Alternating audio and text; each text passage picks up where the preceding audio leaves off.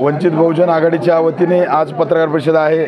माझ्यासोबत शिवाभाऊ नरंगले, राजेश्वरजी हत्यांबेरे साहेब पक्षाचे जिल्हाध्यक्ष आहेत। दिनांक 19 एप्रिल रोजी दुपारी 12 वाजता नांदेडच्या नवीन मोंढा येथे पक्षाचे राष्ट्रीय अध्यक्ष श्री बाळासाहेब आंबेडकर यांची जाहीर सभा उमेदवार अविनाश भोशीकर यांच्या प्रचारार्थ इथं होणार आहे दुपारी 12 वाजता।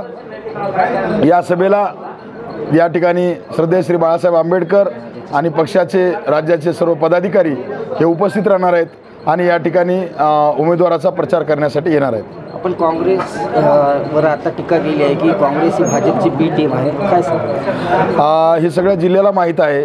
काँग्रेसमध्ये असलेले विद्यमान 3 आमदार, माजी आमदार, जिल्हा अध्यक्ष ही सगळी मंडळी भाजपचे खासदार अशोकराव चव्हाण यांचेच ते कट्टर समर्थक आहेत आणि अशोकराव चव्हाणांनी केवळ भाजपचा विजय व्हावा म्हणून या सगळ्या लोकांना काँग्रेसच्या एका आजारी उमेदवारासोबत त्यांना सगळ्यांना ठेवलेलं आहे आणि म्हणून हे सगळं बी टीमचं काम काँग्रेस करत आहे।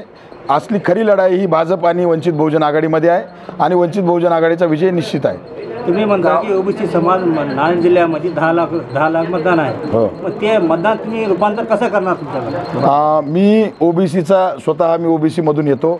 साहेबांनी मला तिकीट देताना ओबीसी या विषयाचा विचार करून मला तिकीट दिले आणि ओबीसीचा मी केवळ जन्मानं नाही तर मी ओबीसींसाठी लढा लढलेला आहे।